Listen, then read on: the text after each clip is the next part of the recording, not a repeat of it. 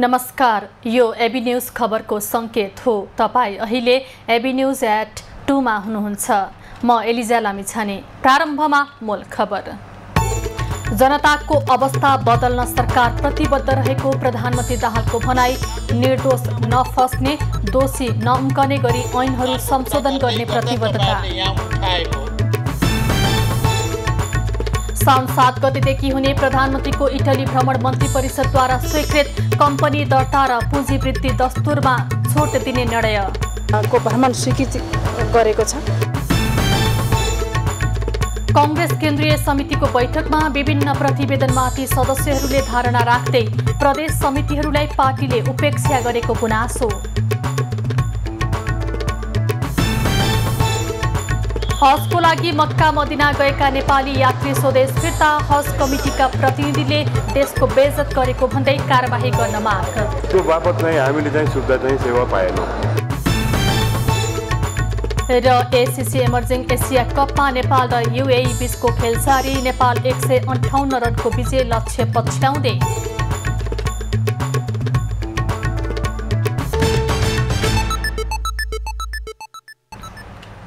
अब खबरको सिलसिला प्रारम्भ गरौं। प्रधानमन्त्रीको भनाई सम्बन्धी प्रसङ्गबाट।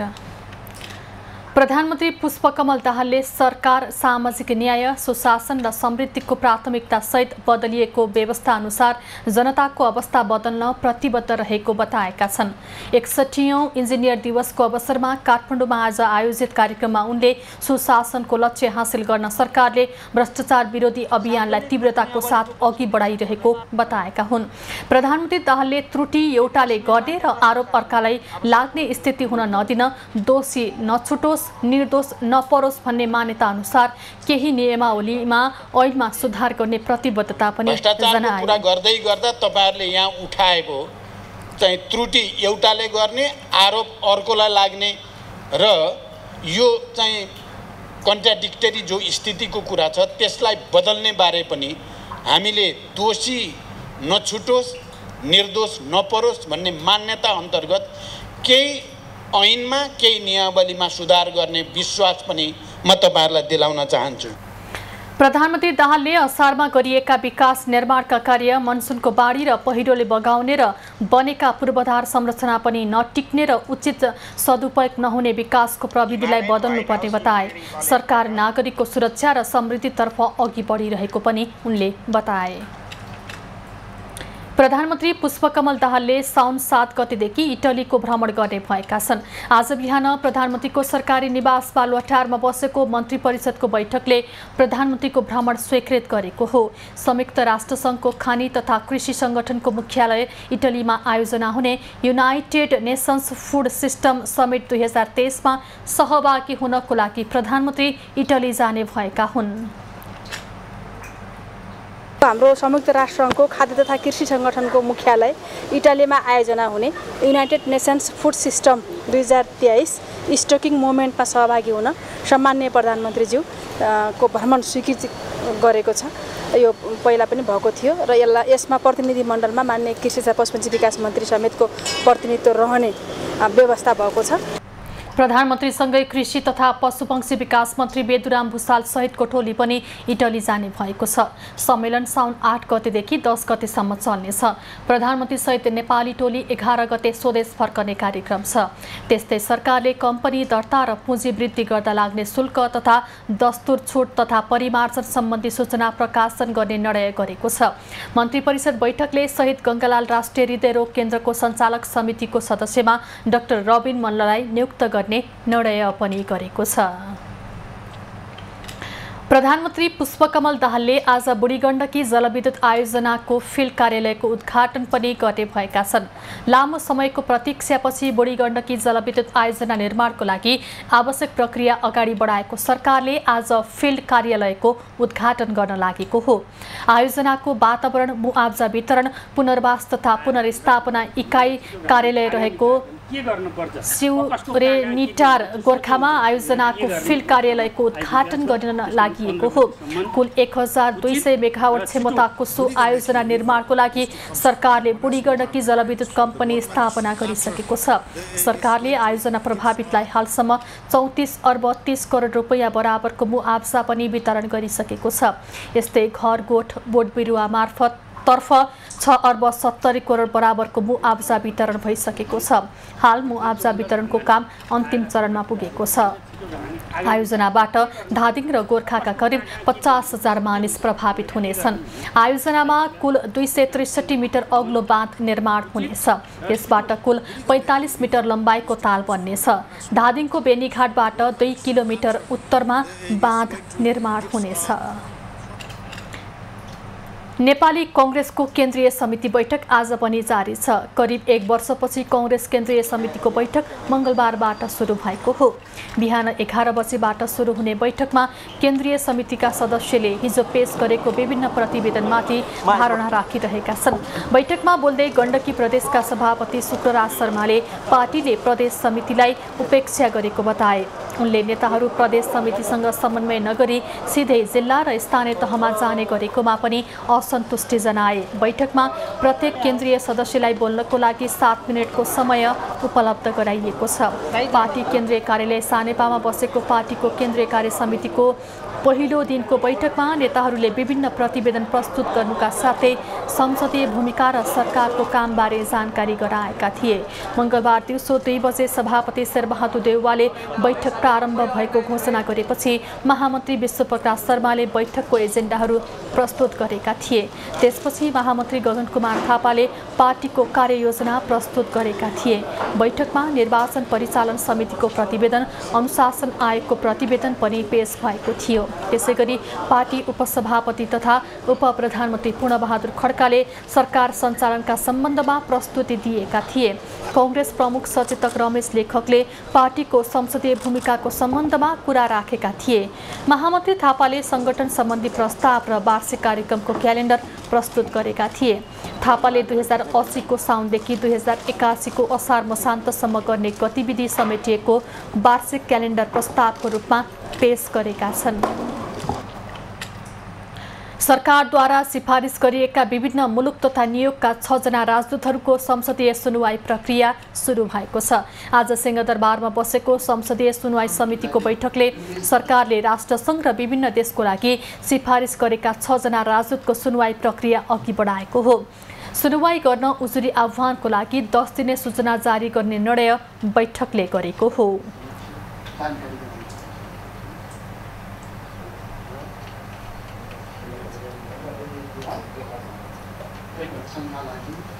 नेपालको स्थायी नियोगका लागि राजदूतमा भाग लिन चाहनुहुने मान्य सदस्यहरूलाई बोल्न समय दिन्छु।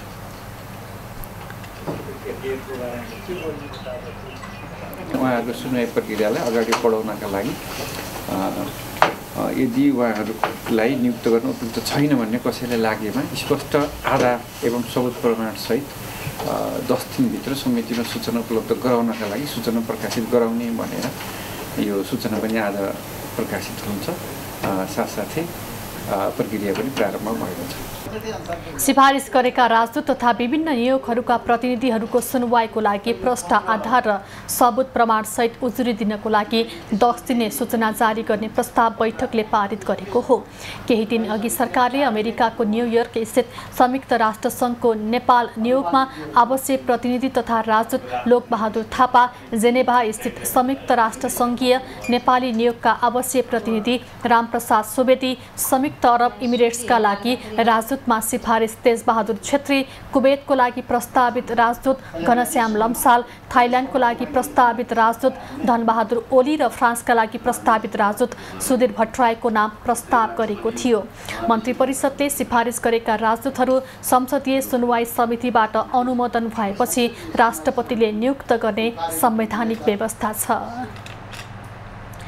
नेपालबाट हजको लागि साउदी अरबको मक्का मदिना शरीफमा सहभागी भएका हज यात्री स्वदेश फर्किएका छन्।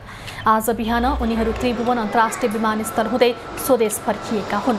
स्वदेश फर्किएका हज यात्रीहरूले नेपालबाट गएका हज कमिटीका सदस्यहरूले यात्रामा राम्रो व्यवहार नगरेको गुनासो गरेका छन्। फोहोर खानेकुरा दिइएको, बस्ने ठाउँ पैसा तिरे अनुसार राम्रो नदिएको गुनासो हज यात्रीको छ।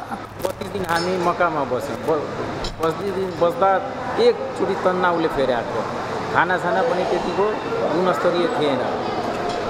त्यस पछाडि हामीले फेरि मदिनामा ल्याउँदा पनि त्यस्तै थियो, कुनै रेस्पोन्स राम्रो भएन। त्यहाँ मक्कामा जे गर्यो दुख दियो सुख दियो जे पनि गर्यो, मदिनामा पनि त्यस्तै गर्यो। अब चाहिँ हाम्रो मेन काम मेरो पानी थियो, जमजमको पानी 8 रियाल लिएछ, मदिनामा 8 रियाल लिएछ। यो पानी चाहिँ जहाजमा तुरन्त साथ बेच्नुपर्छ, अरूलाई बेच्यो अरूलाई दिएन। त्यहाँ पैसा तिरेको बापत चाहिँ हामीले चाहिँ सुविधा चाहिँ सेवा पाएनौँ। गाडीको एउटा चाहिँ के हुन्छ भने गाडीको चाहिँ पैसा तिरेछौँ हामीले 1200 समथिङ तिरेछौँ। गाडी हामीलाई चाहिँ 5-7-10 दिन चाहिँ गाडीको सुविधा दियो, त्यसपछि चाहिँ गाडी चाहिँ कटौती गरिदियो। खाना चाहिँ तपाईँको सडेको चाहिँ चामलहरू खुवाउँथ्यो, तपाईँको चाहिँ मासुहरू खुवाउँथ्यो। यस्तो किसिमले कोही खाना नखाने, खाना खाएको मान्छेहरू 4 जना हस्पिटलाइज भयो। हज यात्रीहरूले हज कमिटी गठन गर्दा स्वच्छ छविका व्यक्ति राख्न र पार्टीका कार्यकर्ता नराख्न आग्रह समेत गरेका छन्। हज यात्रामा नेपालको प्रतिनिधि भई गएका हज कमिटीका प्रतिनिधिहरूले नेपालको बदनाम गरेकाले सबै दोषीहरूलाई कारबाही गर्न माग समेत सहभागीले गरेका छन्। यस वर्ष नेपालबाट हजको लागि 1200 जना मक्का मदिना गएका थिए। मक्का मदिनामा हज यात्रा पूरा गरी उनीहरू सबै स्वदेश फर्किएका हुन्। काठमाडौँ उपत्यकाको फोहोर विसर्जन स्थलमा स्थानीयले अवरोध गरेपछि शहरी विकास मन्त्रालयले आज छलफल गर्दैछ। शहरी विकास मन्त्रालयले सर्वदलीय छलफलमा सरोकारवालाहरूलाई बोलाएको हो। छलफलमा आफ्ना माग सम्बोधन भए फोहोर ढुवानीको अवरोध हट्ने स्थानीयको भनाइ छ। समस्या समाधानको लागि यसअघि भएका पछिल्ला उच्च स्तरीय बैठकको निर्णय कार्यान्वयन गर्नुपर्ने स्थानीयको भनाइ छ। काठमाडौँ उपत्यकाको फोहोर व्यवस्थापनको समस्या 3 दिनदेखि बल्झिएको हो। नुवाकोटको ककनी नगरपालिका र धादिङको धुनीबेसी गाउँपालिकाका स्थानीयवासीले बन्चरी डाँडा ल्यान्डफिल साइटमा विसर्जनको लागि गएका गाडीलाई 3 दिनदेखि अवरोध पुर्याएका हुन्। गत वर्ष स्थानीयवासीको अवरोधले 2 महिनासम्म काठमाडौँ उपत्यकाको फोहोर व्यवस्थापन हुन सकेको थिएन। बन्चरी डाँडामा फोहोर विसर्जन गर्ने विषय टुङ्गो नलागेसम्म काठमाडौँ महानगरपालिका लगायत उपत्यकाका अन्य पालिकाको समेत फोहोर सङ्कलन तथा व्यवस्थापन प्रभावित हुने भएको छ। ल्यान्डफिल साइट प्रभावित क्षेत्रका जनतासँग सङ्घीय सरकार र काठमाडौँ महानगरपालिकाले विगतमा गरेका सहमति कार्यान्वयन नभएकाले अवरोध गरिएको स्थानीयको भनाइ छ। ल्यान्डफिल साइट प्रभावित क्षेत्रका बासिन्दालाई स्थानान्तरण गर्न जग्गा अधिग्रहण गर्नुपर्ने माग्ने मुख्य रूपमा स्थानीयले राखेका छन्। काठमाडौँको अनामनगरमा रहेको भद्रकुमाली घले सेवा सदन काठमाडौँ महानगरपालिकाले खाली गराएको छ। सार्वजनिक जग्गा कब्जा गरी सदन सञ्चालन गरेपछि महानगर प्रहरीले डोजर लगाएर खाली गराएको हो। नगर प्रहरीले 3 दिन अघि उक्त भवन खाली गर्न भनेको थियो। 3 दिनभित्र पनि भवन खाली नगराएपछि आज डोजर चलाएको हो। असहाय अशक्त वृद्धलाई आश्रय दिने गरी सो भवन 2062 सालदेखि सञ्चालनमा रहेको थियो। आश्रममा बसेकाहरूलाई मानव सेवा आश्रममा पठाइने महानगरले जनाएको छ। साथै आश्रममा रहेको विद्यालयको व्यवस्थापन महानगरको शिक्षा विभागले गर्ने भएको छ। ललिता निवास प्रकरणमा पक्राउ परेकाहरूले दिएको बन्दी प्रत्यक्षीकरणको रिट निवेदनमाथि आज पनि सुनवाई भइरहेको छ। सर्वोच्च अदालतका न्यायाधीशद्वय प्रकाश कुमार ढुङ्गाना र नहकुल सुवेदीको संयुक्त इजलासमा मङ्गलबार बहस हुँदाहुँदै समय सकिएपछि आज पनि सुनवाई भइरहेको हो। सो प्रकरणमा किर्ते गरेको अभियोगमा पक्राउ परेका सचिव कृष्णबहादुर राउत, निर्वाचन आयोगका पूर्व आयुक्त सुधीर कुमार शाह, भाटबटिनी सुपरमार्केटका सञ्चालक मीन बहादुर गुरुङ र मालपोत कार्यालयका पूर्व कर्मचारी धर्मप्रसाद गौतम लगायतले सर्वोच्च अदालतमा बन्दी प्रत्यक्षीकरणको रिट निवेदन दायर गरेका थिए। सर्वोच्च अदालतले सो विवाद सम्बन्धी 6 थान रिट निवेदन एकै ठाउँमा राखेर सुनवाई गरिरहेको हो। सम्पत्ति शुद्धिकरण मामिलामा निगरानी राख्ने अन्तर्राष्ट्रिय संस्था financial action task force FATF को नकारात्मक सूची ग्रे लिस्टमा पर्नबाट नेपाल फेरि जोगिएको छ। तोकिएको समयभित्र आवश्यक सबै क्षेत्रमा सुधार गर्ने प्रतिबद्धतापछि शर्तसहित 1 वर्षको समय थपिएको हो। असार अन्तिम साता क्यानाडामा भएको FATF को 23औं वार्षिक साधारण सभाले नेपाललाई सुध्रन समय दिएको हो। सम्पत्ति शुद्धिकरण र वित्तीय अपराध नियन्त्रणमा न्यूनतम सुधारका काम हुन नसक्दा नेपाल नकारात्मक सूचीमा पर्ने जोखिम रहेको थियो। विशेष गरी नेपालका सहकारी, घरजग्गा र बीमा क्षेत्रका गतिविधिमा अन्तर्राष्ट्रिय निकायले चासो राख्दै आएका छन्। FATF अन्तर्गतको एसिया प्रशान्त समूह APG ले नेपाललाई नकारात्मक सूचीमा राख्न गत माघमै प्रतिवेदन मार्फत सुझाव दिएको थियो।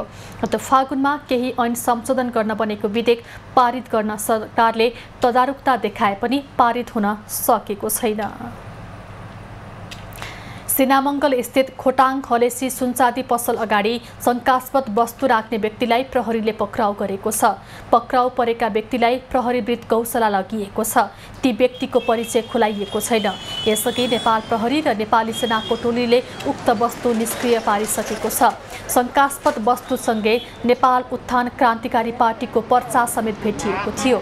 पसलका सञ्चालकलाई बुधबार बिहान नचिनेको नम्बरबाट फोन गरेर पैसा मागिएको थियो। त्यसपछि उनको पसल अगाडि शङ्कास्पद वस्तु राखिएको प्रहरीको भनाइ छ। खबरको सिलसिला अझै जारी छ, हामीसँगै रहनुहोला।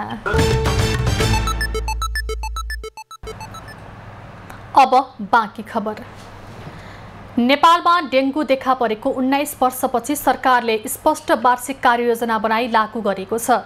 नियन्त्रणको लागि स्पष्ट वार्षिक कार्ययोजना बनाई 77 वटै जिल्लामा कार्यान्वयनको लागि पठाइसकिएको स्वास्थ्य मन्त्रालय अन्तर्गतको इपिडेमियोलोजी तथा रोग नियन्त्रण महाशाखाले जनाएको हो। बढी जोखिम भएका 92 वटा स्थानीय तहमा एक्सन प्लान सहित विशेष सर्कुलर समेत जारी भएको छ। डेङ्गु संक्रमण तराईबाट पहाड हुँदै अहिले हिमाली क्षेत्रमा समेत देखिन थालेको छ। बढी जोखिम भएका जुन ठाउँहरू छन् काठमाडौँ, भक्तपुर, ललितपुर र चितवन, मकवानपुर, यो 4-5वटा जिल्लामा हामीहरूले स्थानीय निकायका सरकारवालाहरू, स्थानीय निकायका जनप्रतिनिधिहरू, स्वास्थ्यकर्मीहरू, त्यसपछि गएर त्यहाँका चाहिँ सञ्चारकर्मीहरू, अनि त्यसपछि यो स्वास्थ्य शाखाका प्रमुखहरू लगायतसँग हामीले बसेर कार्यक्रम गरिसकेका छौँ, छलफल गरिसकेका छौँ। उहाँहरूको आफ्नो जिम्मेवारी सहितको हामीले चाहिँ एउटा कार्ययोजना उहाँहरूलाई पनि दिइसकेका छौँ। डेङ्गु नियन्त्रणको लागि स्थानीय सरकारले लार्वा खोज र नष्ट गरे अभियान सञ्चालन गर्नुपर्ने चिकित्सकहरूको भनाइ छ। डेङ्गु संक्रमणले प्रकोपको रूप लिएकाले आगामी वर्ष डेङ्गुको जोखिम झनै बढ्न सक्ने उनीहरूको चेतावनी छ। पछिल्लो समयमा चाहिँ नेपालमा जीवनशैली परिवर्तनसँगै चाहिँ घर घरमा गमलाहरू राख्ने चलन छ, फुलबारी चाहिँ अब बनाउने चलन छ। खेती नै कतिपयको घरहरूमा गरेको देखिन्छ। त्यो राम्रो कुरो हो, तर त्यहाँ चाहिँ पानी जम्ने वातावरणहरू चाहिँ अलिक बढ्दै गएको छ। यो विकसित देशहरूमा देखिएको कुरा हो। त्यहाँ चाहिँ एकदम अरू सबै व्यवस्थित भए तापनि घर घरमा गमलामा यो देखिएको अवस्था छ। त्यो चाहिँ आगामी दिनहरूमा देखिने सम्भावना बढी छ। सरकारले बनाएको कार्ययोजनामा भेक्टर नियन्त्रण, लामखुट्टेको वृद्धि विकास रोक्ने उपाय, उपचार पद्धति, स्थानीय तह, रेडक्रस लगायतका स्वास्थ्यसँग सम्बन्धित संस्थाहरूको भूमिका बारेमा स्पष्ट पारिएको छ। सामान्यतः डेङ्गु वर्षा र वर्षापछिको समयमा बढी देखिन्छ। नेपालमा सन् 2004मा डेङ्गु संक्रमण पुष्टि भए यता लगातार बढिरहेको छ। सबैभन्दा धेरै गत वर्ष 54,700मा डेङ्गु संक्रमण देखिएको थियो। दाङका अस्पतालहरूमा रेबिस विरुद्धको खोपको अभाव भएको छ। तुलसीपुर स्थित राप्ती प्रादेशिक अस्पताल तुलसीपुरमा 1.5 महिनादेखि खोप अभाव रहेको अस्पतालले जनाएको छ। पटक पटक खोपका लागि माग फारम भरेर पठाइएपछि अझै पनि आउन सकेको छैन। खोप नहुँदा बिरामीलाई निजी अस्पताल पठाउनु पर्ने बाध्यता छ।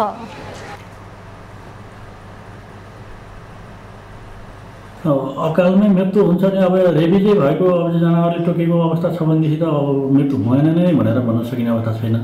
नत्र अब हामीले विशेष गरी अब यो लगाउनु पछाडि सावधानी अपनाएको हो, प्रोफाइलेक्सिस रूपमा अब चाहिँ दिने हो। अब लाखौँ जनतामा पनि एकजना मान्छे मात्रै मऱ्यो भने पनि अब त्यो चाहिँ राज्यको लागि एउटा चाहिँ ठुलो नोक्सान हुन्छ। अब त्यसले गर्दाखेरि एकजना मात्रै अब लस भयो भने अब दुःखको कुरा हो र यो अब चाहिँ चाँडै उपलब्ध भयो भने राम्रो हुन्छ। खोप दाङमा मात्र नभई प्रदेशका सबै सरकारी अस्पतालहरूमा अभाव रहेको छ। केन्द्रबाट आउने समस्या लाग्ने भएकाले तत्काल समस्या समाधानको लागि खोप खरिद गर्ने तयारी भइरहेको प्रदेश स्वास्थ्य मन्त्रालयले जनाएको छ।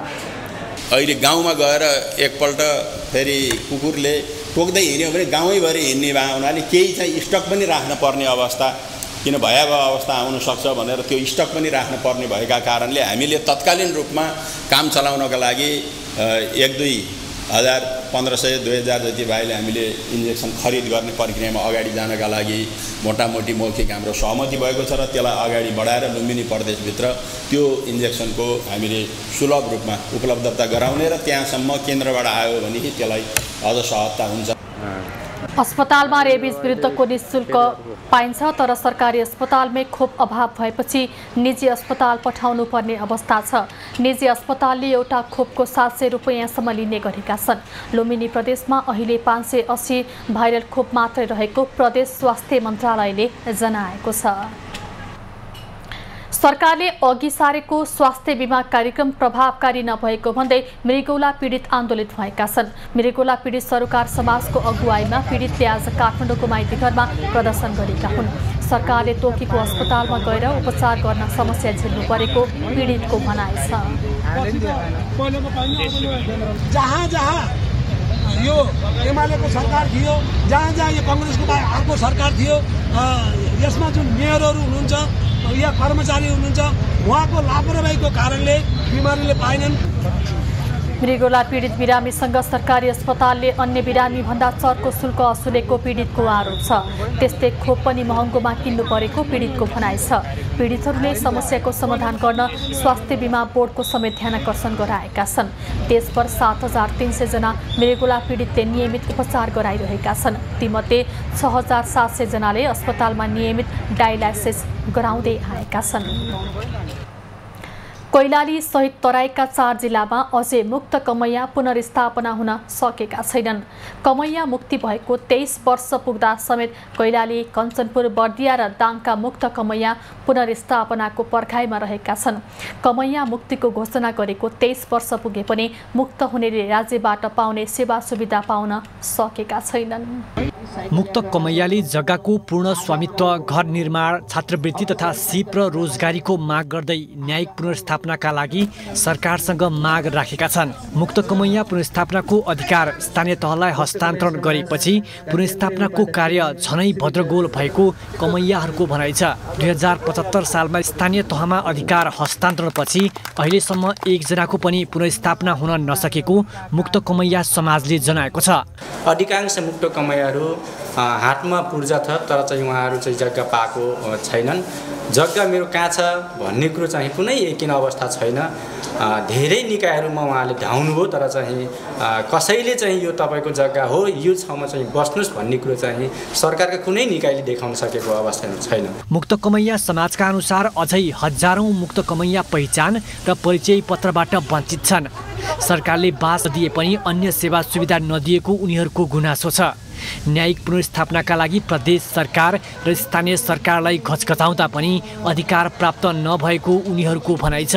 कमैया श्रमिक पुनर्स्थापना कार्यविधि मन्त्री परिषदबाट पारित गरेर कार्यान्वयनमा ल्याउन समेत समाजको माग छ। राज्यले भन्नुभएको थियो पहिला बुक्रीलाई पनि घाँस बास स्वास्थ्य शिक्षा रोजगारको सबैको ग्यारेन्टी गर्छौँ, रोजगार व्यवस्था गर्छौँ, तर अहिलेसम्म हाम्रो व्यवस्था भए छैन। कमैयाहरूलाई मुक्त त गर्यो, तर अब त्यसमा पनि अब घरवास मात्रै दिएर त भएन। त्यसमा शिक्षा चाहियो, रोजगार चाहियो, अनि सरकारबाट पाएको पर्ने सेवा सुविधा हामी पाएका छैनौँ।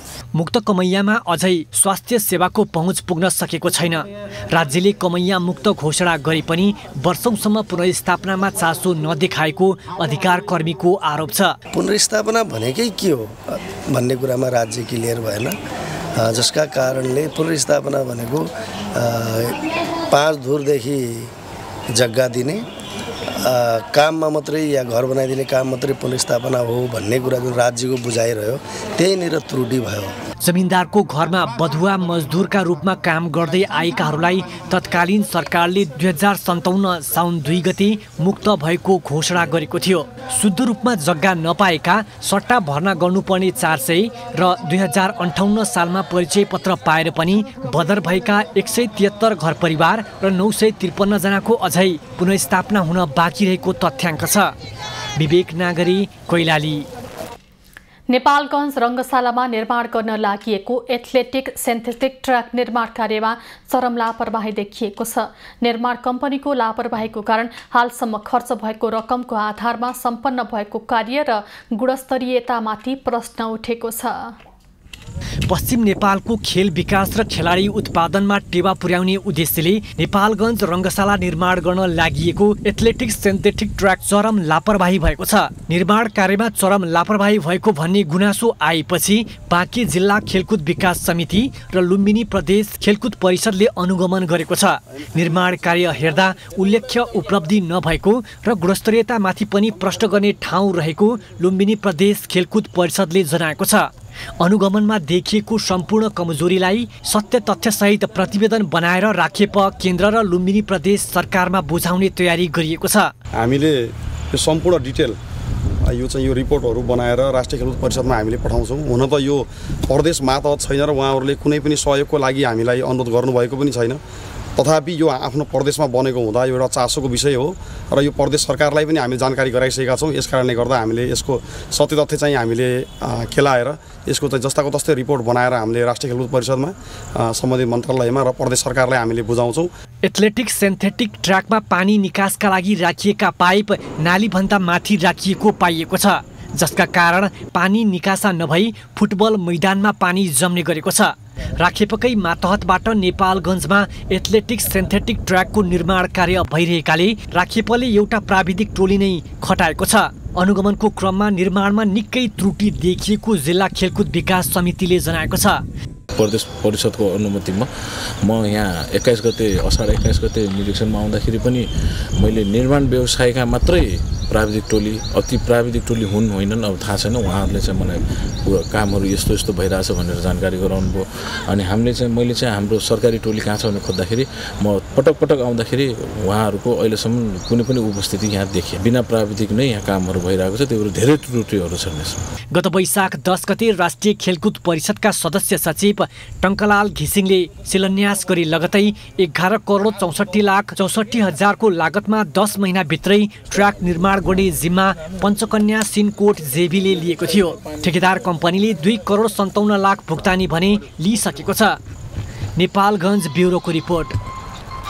भोजपुरको हतुवागढी गाउँपालिकाले जोर आहाल सङ्खामचोली दिमाङलुङ पदमार्ग निर्माण गरेको छ।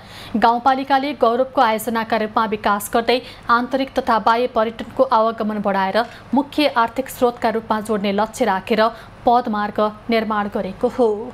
भोजपुरको ऐतिहासिक क्षेत्र हतुवागढी गाउँपालिकामा पर्यटनलाई लक्षित गरेर पदमार्ग निर्माण गरिएको छ। प्राकृतिक रूपमा मनोरम रहेको क्षेत्र जोर आहाल सङ्खामचोली दिमालुङलाई समेटेर करिब 6 किलोमिटर पदमार्गसँगै आवश्यक संरचना निर्माण गरिएको हो। 2 आर्थिक वर्षमा गरी 1 करोड 34 लाख लगानीमा पदमार्ग निर्माण भइरहेको गाउँपालिकाको भनाइ छ।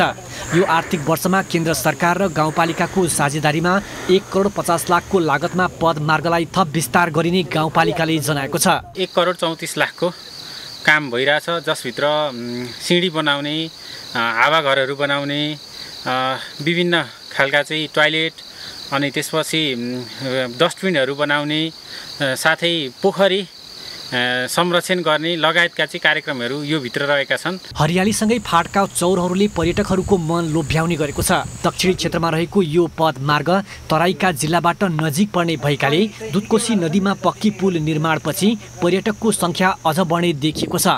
यहाँबाट तराईका फाटसँगै विभिन्न हिम श्रृङ्खलाको दृश्य अवलोकन गर्न सकिन्छ। यो पदमार्ग गाउँपालिकाको गौरवको आयोजनाको रूपमा रहेको जनाइएको छ। भोजपुर जिल्लाकै सबभन्दा होचो हतुवागढीको माइबेनी भनेको दुधकोशी र अरुणको सङ्गमस्थल 153 समुद्र सतहदेखिको हाइटमा छ भने यो चाहिँ हतुवागढीको सबैभन्दा अग्लो हाइट भनेको 1865 मिटर हाइटमा समुद्र सतहदेखि छ। यो पदमार्गलाई एक ऐतिहासिक पदमार्गको रूपमा विस्तार गर्ने लक्ष्य लिएको छ। घोडेटार बजार क्षेत्रबाट नजिक रहेको पदमार्गमा घुम्न आउने आन्तरिक पर्यटकको सङ्ख्या समेत बढेको छ। यहाँ आउने पर्यटकले प्राकृतिक दृश्यको अवलोकन गर्दै 1-2 दिन बिताउन सक्ने गरी पदमार्गलाई थप विस्तार गरिने गाउँपालिकाको भनाइ छ।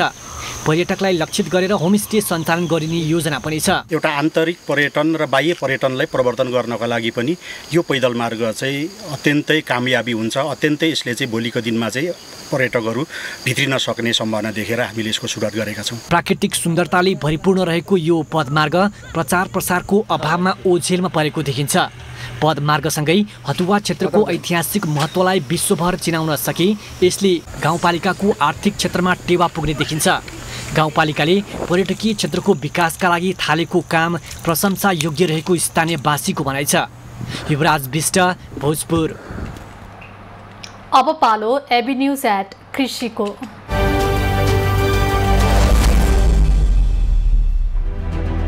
कृषि खबरको साथमा सम्पूर्ण कृषि सेवाको लागि agri Nepal soil to sell. धान खेती बढी हुने प्रदेशका रूपमा परिचित लुम्बिनी प्रदेशमा असार सकिँदा 64% मात्रै रोपाइँ भएको छ। मधेसपछि धेरै धान खेती हुने लुम्बिनीमा यो वर्ष तुलनात्मक रूपमा कम रोपाइँ भएको हो। 3,11,042 हेक्टर क्षेत्रफलमा धान रोपाइँ हुने प्रदेशमा यस वर्ष धान रोपाइँमा कमी आएपछि उत्पादन घट्ने चिन्ता बढेको छ। असार मसान्तसम्म 1,79,346 हेक्टर क्षेत्रफलमा धान रोपाइँ सकिएको कृषि तथा भूमि मन्त्रालयले निकालेको तथ्याङ्कमा उल्लेख छ। प्रदेशमा सबैभन्दा धेरै धान रोपाइँ कपिलवस्तु र सबैभन्दा कम रुकुम पूर्वमा हुन्छ। कपिलवस्तुमा 70,070 हेक्टर क्षेत्रफलमा धान रोपाइँ हुन्छ भने रुकुम पूर्वमा 1,419 हेक्टर क्षेत्रफलमा रोपाइँ हुने गरेको छ। जसमध्ये कपिलवस्तुमा अहिलेसम्म 45,546 हेक्टर क्षेत्रफल अर्थात् धान रोपाइँ हुने क्षेत्रफलको 65% क्षेत्रमा रोपाइँ भएको छ। त्यस्तै रूपन्देहीमा अहिलेसम्म 75% रोपाइँ सकिएको छ। दाङमा 30% र बर्दियामा 74% रोपाइँ भएको छ। बाँकेमा 74% र पश्चिम नवलपरासीमा 70% रोपाइँ भएको छ। पहाडी जिल्लामा भने 90% को हारहारीमा रोपाइँ भएको छ। यस वर्ष समयमा नै पानी नपर्दा गत वर्षभन्दा कम मात्रामा धान रोपाइँ भएको हो। समयमा खेती गर्न नपाएको कारण यस वर्ष धानको उत्पादन घट्न सक्ने आंकलन कृषि विज्ञहरूले गरेका छन्। खबरको सिलसिला अझै जारी छ, हामीसँगै रहनुहोला। एससीसी इमर्जिङ टिम्स एसिया कपमा UAE नेपाल सामु 158 रनको विजय लक्ष्य प्रस्तुत गरेको छ। कुशल भुर्तेलले 6 विकेट लिएपछि नेपालले आफ्नो अन्तिम खेल UAE लाई 157 रनमा अल आउट गरेको हो। पी सारा ओभल कोलम्बोमा टस जितेर पहिला ब्याटिङ गरेको UAE 44 ओभरमा 157 रन बनाउँदै अल आउट भयो। UAE का लागि लवप्रीत सिंहले 52, इथान डी सोझाले 18 र अस्वस्था भल थापाले 16 रन बनाए। नेपालका लागि कुशल भुर्तेलले 6, श्याम ढकालले 2 तथा कुशल मल्ल र पवन सराफले 1-1 विकेट लिए। समूह बीमा रहेका नेपाल र UAE दुवै समूह चरणबाट बाहिरिसकेका छन्। नेपाल पहिलो खेलमा पाकिस्तान एसँग 4 विकेट र दोस्रो खेलमा भारत एसँग 9 विकेटले पराजित भएको थियो। व्यावसायिक फुटबल खेल्न इजरायल जान लागेकी नेपाली महिला राष्ट्रिय फुटबल टोलीकी फरवार्ड सावित्रा भण्डारीलाई बिदाई गरिएको छ। आज युवा तथा खेलकुद मन्त्रालयमा एक कार्यक्रमको आयोजना गरी उनलाई बिदाई गरिएको हो। बिदाई कार्यक्रममा भण्डारीले एसियाबाट युरोपमा लिग खेल्न जाँदै गर्दा आफूसँग चुनौती भए पनि त्यसलाई स्वीकार्न तयार रहेको प्रतिक्रिया दिइन्।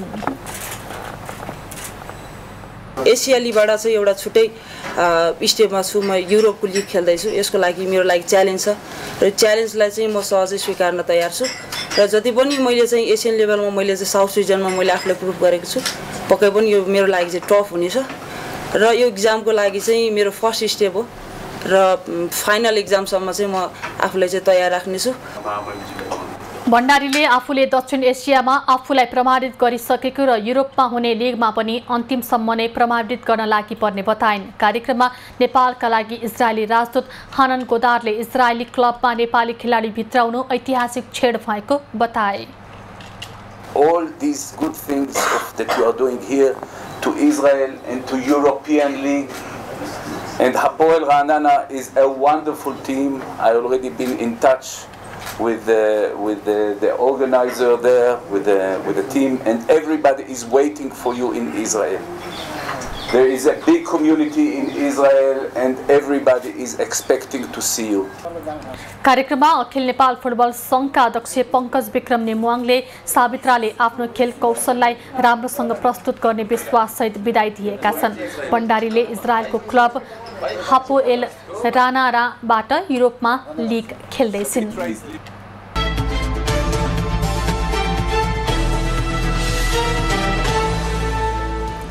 संघीय सांसदलाई जनहित 5 करोड दिने सरकारी कार्यक्रम विरुद्ध सर्वोच्च अदालतमा रिट दायर भएको छ। आज अधिवक्ता सागर बराल, सौगात राज बराल र कानुनका विद्यार्थी अविनेश अधिकारीले सर्वोच्च अदालतमा रिट निवेदन दर्ता गराएका हुन्। रिटको साउन 4 गतेको लागि पेशी समय तोकिएको छ। आर्थिक वर्ष 2080-81 को आइबिएफको वक्तव्यको बुदा नम्बर 425 मा उल्लेखित निर्वाचन क्षेत्रको लागि 5 करोड विनियोजन गर्ने गरी संघीय पूर्वाधार विकास कार्यक्रम सम्बन्धी व्यवस्था नगराउन अन्तरिम आदेशको माग गरिएको छ। नेपाली सांसदहरूले संयुक्त राष्ट्रसङ्घको मुख्यालय न्युयोर्कमा बसेको उच्च स्तरीय राजनीतिक मञ्च अन्तर्गतको संसदीय बैठकलाई सम्बोधन गरेका छन्। नेपालको तर्फबाट प्रतिनिधित्व गरेका महेश बर्तौला र माधव सापकोटाले बैठकलाई सम्बोधन गरेका हुन्। सो क्रममा उनीहरूले राष्ट्रसङ्घले अघि सारेको दिगो विकास लक्ष्य कार्यान्वयनको लागि सक्दो प्रयास गरिरहेको बताए। यस वर्षको कक्षा 12 को परीक्षाफल साउन महिनाको अन्तिम साता प्रकाशन हुने भएको छ। राष्ट्रिय परीक्षा बोर्डले परीक्षाफल साउन अन्तिममा प्रकाशन गर्ने तयारी भइरहेको जानकारी दिएको हो। परीक्षामा करिब 4,67,389 परीक्षार्थी सहभागी भएका छन्। राष्ट्रिय सतर्कता केन्द्रले सार्वजनिक पद धारण गरेका पदाधिकारी तथा कर्मचारीलाई सम्पत्ति वितरण बुझाउन आग्रह गरेको छ। भ्रष्टाचार निवारण ऐन अनुसार सार्वजनिक पद धारण गरेका व्यक्ति तथा कर्मचारीलाई आर्थिक वर्ष 2079-80 को सम्पत्ति विवरण बुझाउन केन्द्रले आग्रह गरेको हो। आर्थिक वर्ष सुरु भएको मितिले 60 दिनभित्र सम्पत्ति विवरण बुझाउनु पर्ने नियम छ। नेपाली बजारमा सुनको भाव आज 600 रुपैयाँले बढेको छ। नेपाल सुनचाँदी व्यवसायी महासङ्घका अनुसार आज छापावाला सुन प्रति तोला 1,13,100 र तेजाबी सुन 1,12,550 कायम भएको हो। चाँदीको मूल्य बढेर 1,490 रुपैयाँ कायम भएको छ। अर्थमन्त्री डाक्टर प्रकाश शरण महतले नेपाल लगानी र प्रतिफलको दृष्टिले उर्वर स्थान रहेकाले निर्धक्कसँग लगानी गर्न आह्वान गरेका छन्। भारतको गुजरात चेम्बर अफ कमर्सले आयोजना गरेको कार्यक्रमलाई सम्बोधन गर्दै महतले भारतीय उद्योगी व्यवसायीलाई नेपालमा लगानी गर्न आह्वान गरेका हुन्। नेपालमा विद्युत, कृषि, उद्यम, सूचना प्रविधि, पर्यटनमा लगानी गर्न सकिने उनको भनाइ छ। प्रमुख प्रतिपक्षी दल नेकपा एमालेका अध्यक्ष केपी ओली गैराती कम्बोडिया प्रस्थान गरेका छन्। साउन 7 गते कम्बोडियामा हुने निर्वाचनको पर्यवेक्षणको लागि अध्यक्ष ओली त्यसतर्फ गएका हुन्। अध्यक्ष ओलीले पार्टीको कार्यवाहक अध्यक्षको जिम्मेवारी वरिष्ठ उपाध्यक्ष ईश्वर पोखरेल र उपाध्यक्ष सुभाष नेमुवाङलाई दिएका छन्। 753 पालिका मध्ये अझै पनि 32 वटा पालिकाले चालू आर्थिक वर्षको बजेट पारित गर्न सकेका छैनन्। पालिकाले असार 10 गते भित्रै गाउँ नगर सभामा पेश गरेर असार मसान्तसम्म बजेट पारित गरिसक्नुपर्ने व्यवस्था छ। तर यो व्यवस्थालाई व्यवस्था गरेर 32 वटा पालिकाले बजेट ल्याउन नसकेका हुन्। निर्वाचनका केही अधिकार स्थानीय तहलाई प्रत्यायोजन गर्ने तयारी निर्वाचन आयोगले गरेको छ। मतदाता नामावली सङ्कलन र अध्यावधिक मतदान स्थल र केन्द्र व्यवस्थापन, निर्वाचन र मतदाता शिक्षा प्रदान गर्ने कार्य तथा निर्वाचन सामग्री व्यवस्थापनको जिम्मा आयोगले स्थानीय तहलाई दिन लागेको हो। त्यसको लागि निर्वाचन आयोगको ऐन संशोधन गर्न लागि छ। सरकारको व्यवस्थाले 2 पटक इन्धनको मूल्य घटे पनि काठमाडौँ उपत्यकाभित्र चल्ने सार्वजनिक सवारी साधनको भाडा घटेको छैन। इन्धनको मूल्य साउन 1 गते घटेर अन्तर प्रदेशमा चल्ने सार्वजनिक र मालवाहक सवारी साधनको भाडा घटे पनि उपत्यकामा सार्वजनिक सवारीमा भने नघटेको हो। यातायात व्यवसायी र निर्णय गर्ने निकायबीच मिलेमतोमा भाडा नघटेको हुन सक्ने आशंका गरिएको छ। काठमाडौँ महानगरपालिका स्विस टुरिज्म अवार्ड 2023 को लागि छनौट भएको छ। यसै वर्षको नोभेम्बर 3 देखि 5 तारिकसम्म स्विजरल्यान्डको लुगानो सहरमा हुने अवार्ड कार्यक्रमको लागि काठमाडौँ महानगर छनौटमा परेको हो। पर्यटन क्षेत्रका वैज्ञानिक र पेसाकर्मीको निर्णायक समितिले काठमाडौँ महानगरपालिकालाई अवार्डको लागि छनौट गरेको बताइएको छ। मनसुन भित्रिएपछि हालसम्म 520.7 मिलिलिटर पानी परेको छ। यसपालि अहिलेसम्म पहाडी क्षेत्रमा औसतभन्दा बढी नै वर्षा भएको छ भने पश्चिम र मध्य तराईमा औसतभन्दा कम पानी परेको छ। मनसुनको अवधि 4 महिनामा सामान्यतया देशभर 1472 मिलिलिटर पानी पर्ने गर्दछ। स्याङ्जामा ज्यान मुद्दामा कैद सजाय तोकिएर फरार रहेका 2 जना प्रतिवादीलाई प्रहरीले पक्राउ गरेको छ। कर्तव्य ज्यान मुद्दामा 22 वर्षदेखि फरार भिरकोट नगरपालिका 7 का 43 वर्षीय जमुना अर्याल र सवारी ज्यान मुद्दामा 18 वर्षदेखि फरार बिरुवा गाउँपालिका 4 का 54 वर्षीय दुर्गाबहादुर गुरुङलाई प्रहरीले पक्राउ गरेको हो।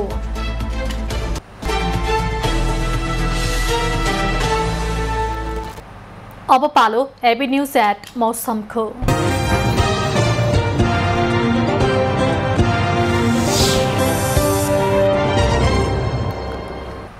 हाल कोशी, बागमती, गण्डकी, लुम्बिनी र कर्णाली प्रदेशका थोरै स्थानहरूमा हल्का वर्षा भइरहेको छ। अपराह्न देशभर आंशिकदेखि सामान्य बदली रहनेछ।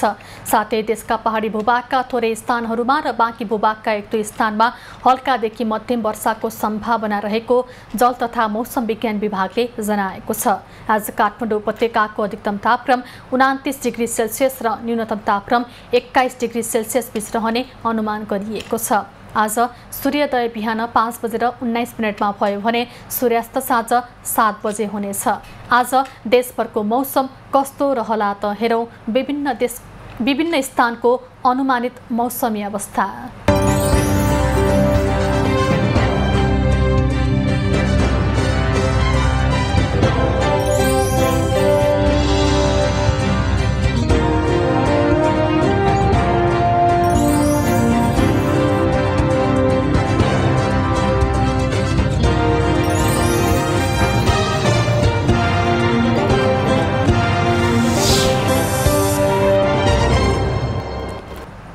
अहिलेलाई खबरको क्रम यति नै। एबी न्यूज खबरका यी सहित अन्य विस्तृत खबरको लागि www.abnews.tv लगइन गर्न सक्नुहुनेछ। युट्युब, फेसबुक र ट्विटरमा पनि हामीलाई फलो गर्न सकिनेछ। खबरभित्रको खबरको लागि हेर्दै रहनुहोला एबी न्यूज खबर। नमस्कार।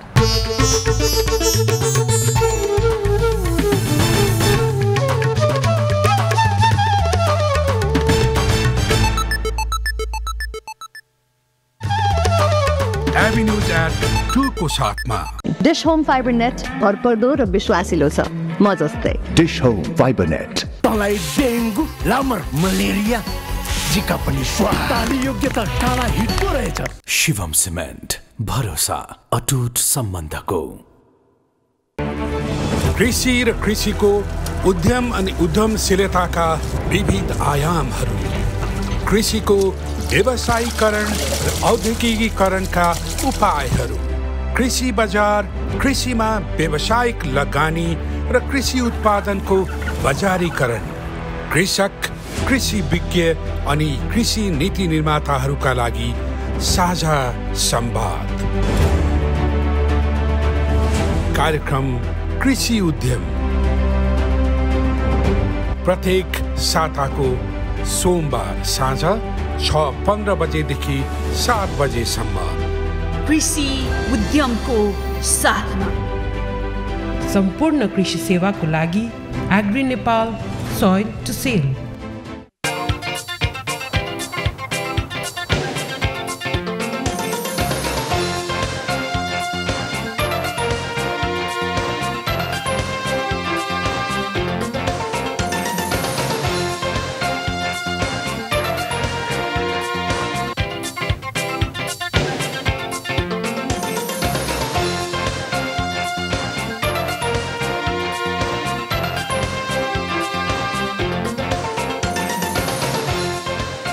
आँखी झ्याल हरेक शनिबार अपराह्न 4:30 बजे एबी न्यूज खबरमा।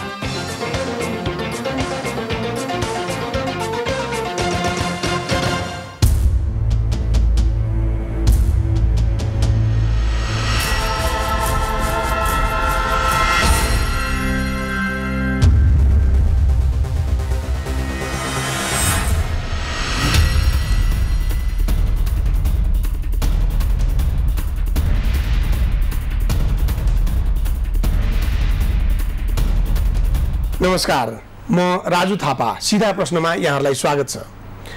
आजको सिधा प्रश्नमा राजनीतिक विश्लेषक पुरञ्जन आचार्य हुनुहुन्छ। आचार्यलाई मैले 6 महिनामा बोलाउने गरेको छु, किनभने राजनीतिक विश्लेषण गर्ने सन्दर्भमा उहाँको एउटा विशिष्ट प्रकारको एउटा क्षमता मैले अनुभव गरेको छु।